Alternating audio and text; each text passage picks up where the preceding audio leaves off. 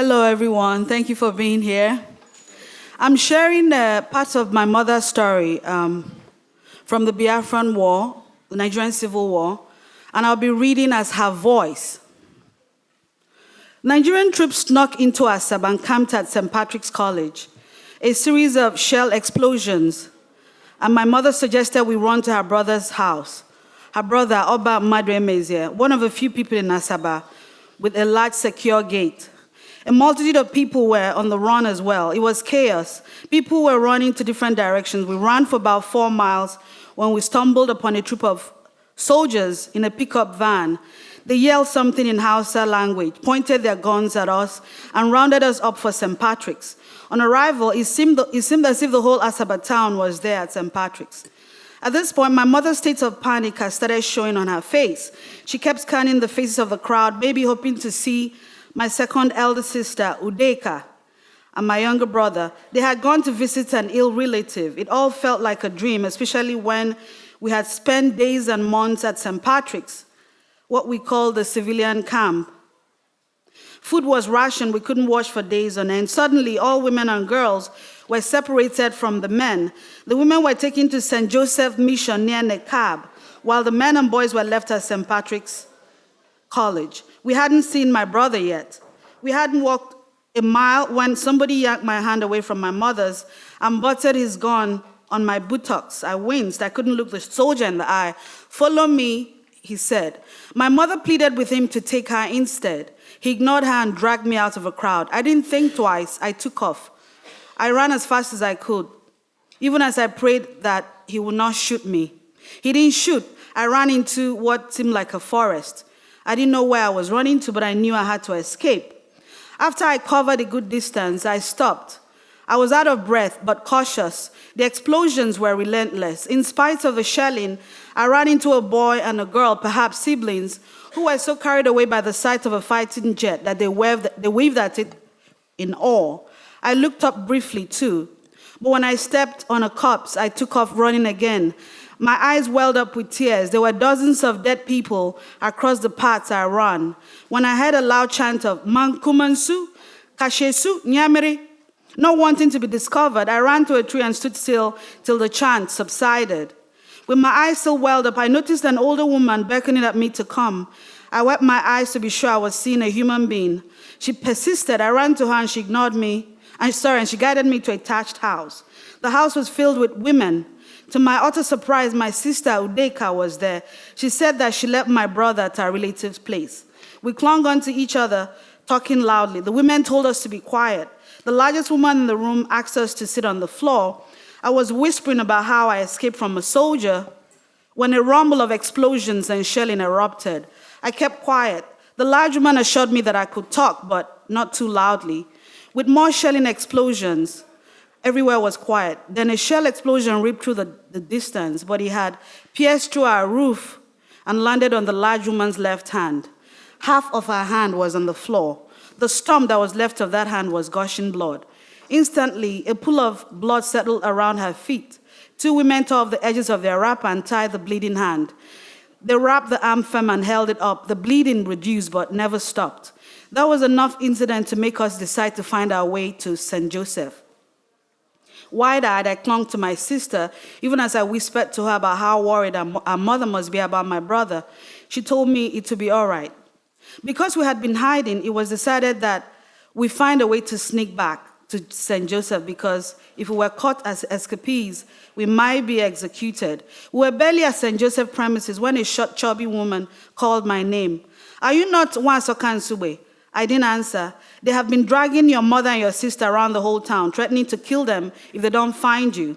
A whelp escaped from my mouth, but Udeka placed her hand on my mouth. The lady volunteered to take us to where they were kept with the soldiers watching over them. I hurried to them, but before I could collapse in their arms, 3 soldiers grabbed me. One slapped me, another slammed his rifle on my breast. "So you can run," he said. He cupped my breast with a smack. "You can run with these big things," he said, jiggling them. However, another, the tallest of them, told him to stop. He had called him Peter and I was surprised at his reaction. They bragged about how they have had many girls, even those that willingly offer themselves to save their families' lives. But Peter told them to hands off me and my family, that we were his. They teased him about how greedy he was. He wanted 4 women all to himself. He pointed his gun at us and promised to teach us a lesson. Then he walked us to a deserted area. I could hear the screams of women pleading for mercy. Goosebumps spread all over my body, and I remembered why I was bent on escaping. I tried to swallow the pain on their behalf, but a lump of saliva stuck on my throat. That might be my fate, my sister's and my mother's. As he walked us further out of St. Joseph camp, another soldier followed him closely, and they spoke in Hausa. I stared at my sister, Unoma Azuah, to see if she understood what they were saying. As a teenage bride, Unoma Azuah had lived in Kaduna with her late husband.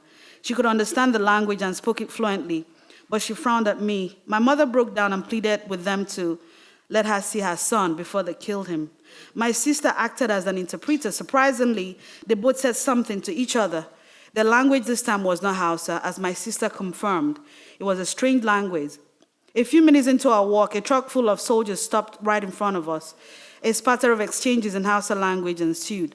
Unoma Azuah's eyes brightened. She asked Peter a question in Hausa, but other soldiers hushed her up. My mother warned her to not get us into further trouble. Unoma Azuah revealed that the elders of Asaba had called for an end to the violence, and the Nigerian side had invited all men to Obosowe for peace talks. I could have sworn I saw a smile on my mother's face. She called on Onishe, our river goddess, to save us. Unoma Azuah said that they had asked them to set us free. Unoma Azuah requested that they set us free since the peace talk was on the way, but the 2 soldiers spat on her face. Peter looked away. They took us back to St. Patrick's College. Then Peter said he had granted my mother's wish to see her son. We were separated as they asked me to be the only one to identify my brother. We looked for hours but could not find him. I was so hungry. I begged Peter to find me something to eat, but he asked me to choose between finding my brother or something to eat. We were heading to the last building that we hadn't searched. I wanted to see how loose his grip was when I took my hand, because I was planning for another escape. He kicked me on my legs and my hunger seemed to have disappeared. My brother was in the last building we entered. He was snoozing in a corner. I screamed as soon as I saw him. We hugged each other, but the soldiers separated us. They took us back to where they left my mother and my sisters, then headed to one of their bays at Unoma Azuah. They had forcefully taken the Onyeawa family home, as they did with many other homes. We were shoved into a room and locked up. We were there but lost touch of time. However, Peter was faithful with bringing us food, but we had only a bucket to urine and shit. So most times the stench was unbearable. My mother was the only one allowed to take out the feces. When my sisters and I bled during our periods, our wrappers were soaked with blood. Our bloody wrappers were not the least of our problems. On the day Peter asked us to come out of a room, the air didn't smell fresh. Corpses were littered all over the landscape. I felt a lump of vomit in my throat. Vultures competed with jet planes in the sky, while some vultures hovered, many jabbed at bloated human flesh. We were in a state of confusion and shock, unsure of what Peter wanted to do with us. We were taken back to St. Joseph, where we were told that the call for peace was a ruse to massacre men and boys above the age of 10. I have only 1 minute, so I'll just sum up what I have left.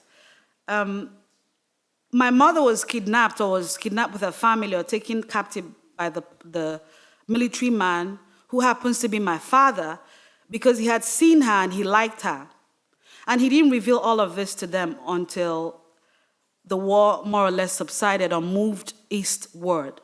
So at the end of the story, what my mother ended with was that when the Niger Bridge was blown up by Biafrans to prevent the encroaching Nigerian soldiers, it was said that Onishe helped Asaba people to prevent the soldiers from coming back, because for every boat that was crossing, she stopped and beckoned at them to keep coming forward to her, but the boats were sinking, so that the Nigerian soldiers were forced to find another route to the east, but not through Asaba. I think they headed north or south, as she said.